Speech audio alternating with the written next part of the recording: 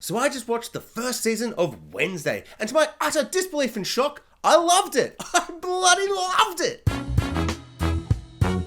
Somehow, I've never actually seen an Addams Family movie. I think I've seen episodes of the TV show. I think there's a TV show.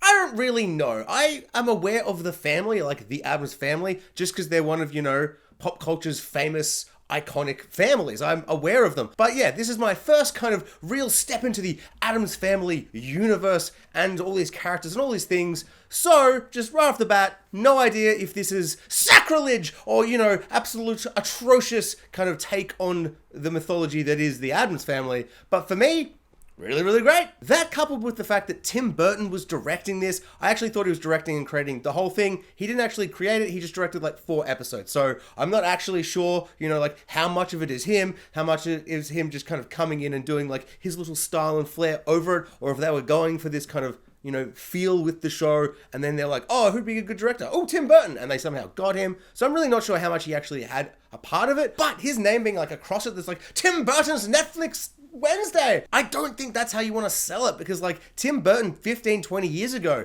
that's how you sell anything that's going to be a bit macabre, a bit moody and, all spooky and scares, but, a bit whimsical and whatever. So it's the perfect choice, but I don't think he's made a good film in the last 10, maybe 20 years? 15. It's 15 years since he made a movie that I liked. Unlike, say, like a Steven Spielberg, who's making good films, but none of the classic, amazing ones that I loved way back in the day, but I wouldn't say he's gotten awful, just not kind of doing those type of movies that I really kind of gravitate towards and love, whereas Tim Burton's last couple of films, just so bad, just like, it hurts me, I feel sad, and then, I just kind of relish in how awful it is, and I get some kind of sick, disgusting pleasure, like I'm some kind of morbid character in the Addams Family. The only reason I even considered watching this show is like, on TikTok, I saw a video of Wednesday doing like a little dance routine thingy, and I went, that is an interesting visual for a character, and an interesting I don't know, I was like fascinated by this whole thing, and, of course, when it got to that moment in the show, I was like, oh, it's so much better in the series, the context of the character up to that point, and it may be the greatest point in the show. It's a fantastic dance. I absolutely love it. It is really, really great. But that little dance sequence, it got me in the gates, and I was kind of like, okay, yeah, I am fascinated, morbidly fascinated to check this show out. And then from the very first second of the show, I was overwhelmed by how much I was enjoying it. There is so much about the show that I absolutely love. The school setting, the budget Hogwarts that we go to, all the cast of CW teens, but it's a little bit of a twist where it's like, we're all outcasts. And by outcasts, I don't mean like stoners or goths or something like that aren't the typical kind of, jocks, popular characters or whatever. When I say outcasts, I mean vampires, werewolves, and just spooky ghouls and all kinds of creatures and magical things going on or whatever. Like Telekinesis Boy, or Boy Who Paints and then makes painting come to life, which they do not utilize properly. That is such a unique, interesting power, and they're just like, we won't really use that at all. Maybe once? We even get some Medusa people running about. But it's not so much kids with all this CGI, visual effects, practical monstery things going on. It's more like the Medusa guy, he's just wearing a beanie, and you never see the Medusas except for like 2.5 seconds at one point. The werewolves aren't running about all in fur and everything, it's just a bunch of kids, and every time they're on the screen, they're just like, howl, howl, howl, and they're doing the howling thing. I was going to do it more, but my throat's sore. I had a big weekend. It doesn't matter. And on one hand, I am like slightly disappointed that we don't get kind of more craziness. I do understand why they wouldn't like do it like that. And you have just the vampires and they're wearing sunglasses or whatever. And they've just got, $2 store vampire teeth. You don't really see a lot of it. And it's mostly just a bunch of school kids. But that kind of makes sense because you're not just going to have 100 visual effects going around all the time. Or you would have a bit and then the school would feel really empty. So I understand why they're doing it. And it kind of is just doing a CW teen drama show set at budget Hogwarts. But then there's a big old murder mystery and maybe a monster's involved, and then there's conspiracies and cover-ups and, all that kind of fun, delicious stuff. It's very Hogwartsy. Like, each year at Hogwarts, Harry Potter's like, better solve this murder mystery. And in this, Wednesday's like, I better solve this murder mystery. But there's monsters and things, and just, it's got a lot of fun aspects of it, and all of this works pretty well.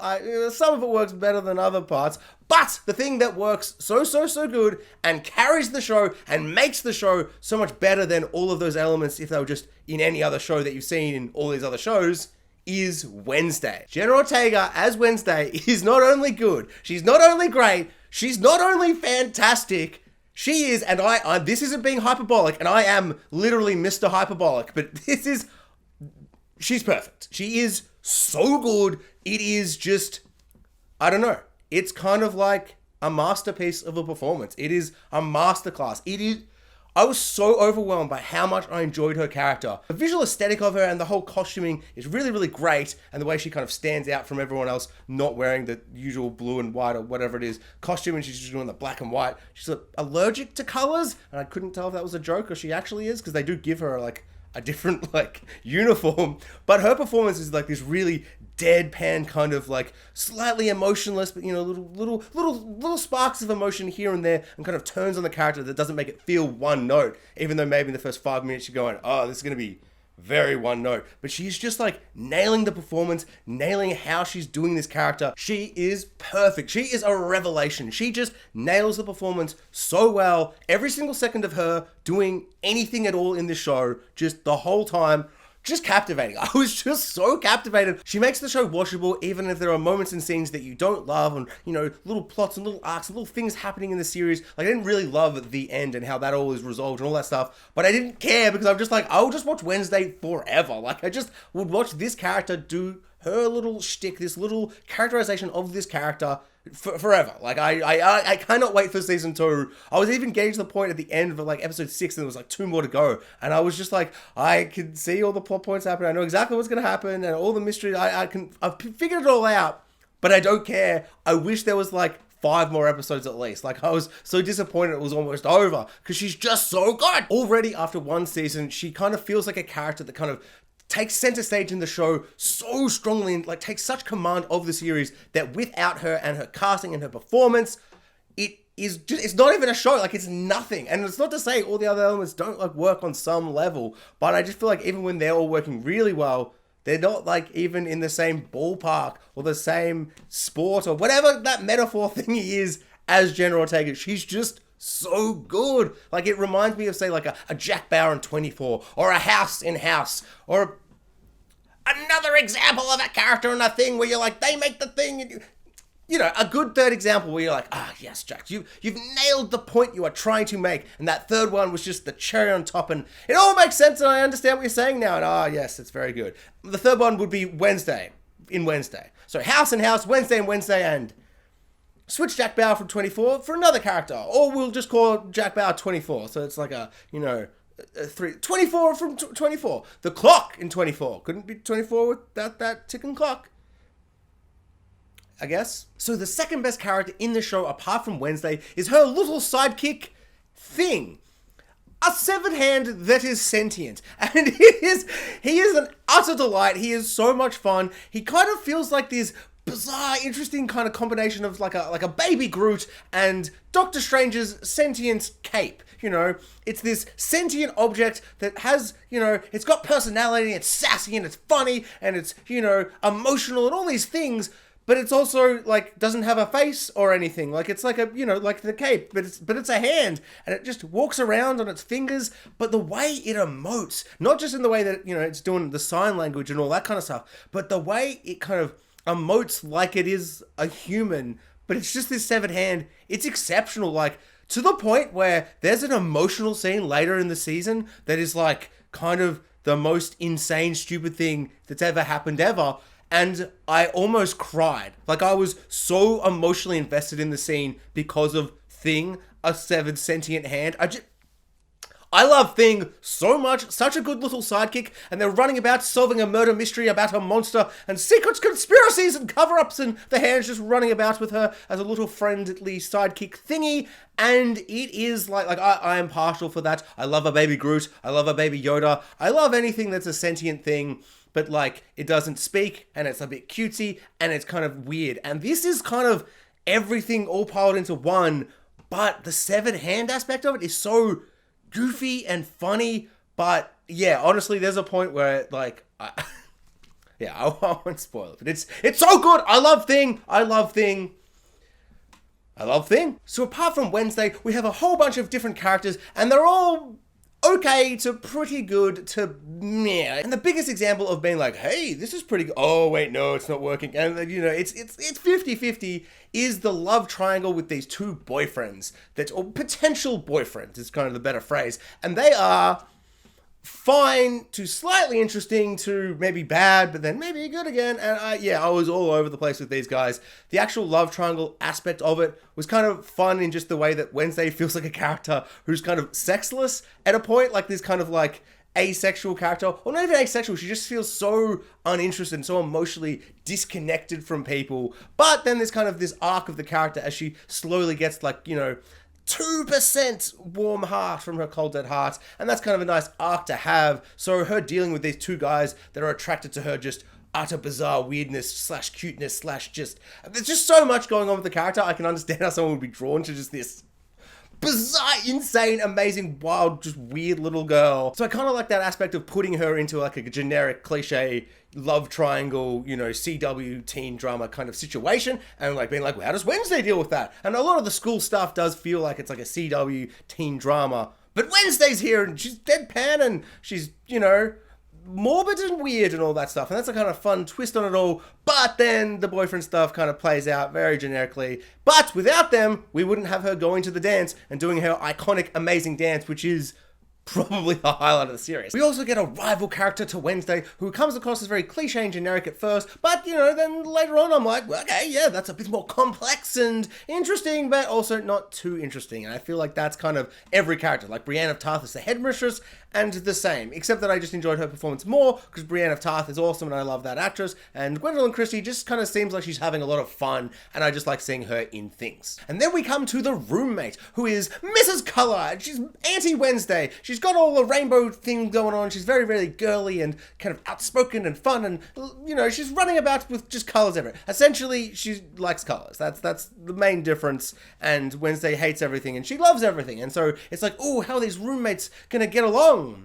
Fabulously. They're going to get along fabulously. And guess what? Not at first, but then at a certain point, fabulously. They're just going to get along fabulously. This plot, and I feel like I could say this just for every single aspect of the show, could have come across as really cringy and cliche and awful, but the performances, especially like Wednesday, as I said, just so much better than everyone else, but Enid also is really, really good. Like, I don't know, she brings this really nice warmth and this really interesting, good contrast to Wednesday, where it doesn't just feel like they're the opposites, because look at their room, one's filled with color and one's all black and white, and they've even got a big, you know, glass mural thingy, and one's like full rainbow crazy, and the other one's literally just black and white cobwebs or something like that. And it's like very Tim Burton-y, where it's like, look at the contrast with characters and thingies and, you know, all that stuff. Whereas the characters kind of are fleshed out in really interesting ways, to the point where there's a really emotional moment towards the end with these two characters that just works so well. I was kind of like, oh my god, I'm almost feeling emotions, like real emotions. And it was quite wonderful, and I realized, oh no, these characters work really, really well together. And yeah, it starts off so like generic and like obvious, and then it just comes into being like a really, really beautiful friendship. And I just loved it. I was like, why is this as good as it shouldn't be this good? I really don't understand how this show works so well. It really wowed me. So apart from the CW teen drama school stuff set at budget Hogwarts, the show is also channeling its inner budget Hogwarts by having a big old murder mystery. And Wednesday is like, I better solve this murder mystery. And then everyone else is like, but what about the big race? What about the big boat race against the rival? Or what about that exam or whatever, you know, school stuff or whatever. And Wednesday's like, I think we should probably solve the murder of all the students. It's so much fun. It's an absolute delight to watch this murder mystery play out. Until it's not. The setup of the murder mystery is fascinating, exciting, intriguing. All the mystery words that you want to hear when you're thinking about a murder mystery. It's a lot of fun, and there's maybe a big monster, and he's killing children, and you're like, yeah, monster killing children. I mean, obviously children dying, bad, obviously. But I do love a big monster killing people, and if it's got to be children, because we're setting this, show at a school, so be it. Admittedly, the big monster looks horrible. It's like one of the worst CGI effects I've ever seen in my entire life, and considering Severed Hand Thing looks phenomenal and incredible, I guess maybe that's where the budget went, because he's a character and you got to love him, whereas the monster's like, is mostly in darkness, and there's barely in the show.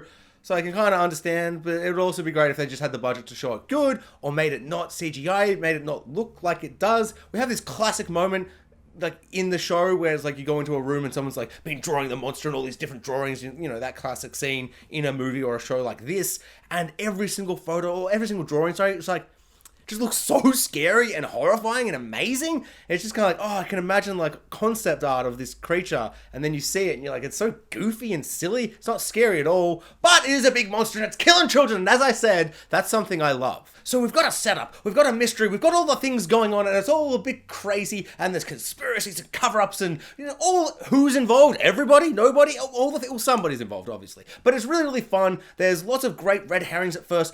So many different people have motives and motivations, and you know, it's a murder mystery. You've seen a murder mystery, this does that. And it's really, really good up until a point when like one piece of information is kind of let loose, and I was kind of like, oh, okay, so that means that. And then suddenly my mind was like, okay, I know where I'm going to put my focus on who's going to be. And then I felt like 2 scenes later, I was like, oh, okay, I know what's going to happen. It's going to seem like it's this, and then it's going to be revealed it's this. And even though those 2 things have like 3 elements to them to make it make sense, every single thing that happened in the last 2 episodes was exactly how I predicted from like episode 3 or 4. Some were very early, and I don't know, that's like kind of annoying, but also I was so invested in Wednesday and the character and her and Thing running about doing a murder mystery and solving it and getting to the bottom of it. Even when I knew and I was 5 steps ahead of her, I still enjoyed her doing all that stuff. I still enjoyed it all.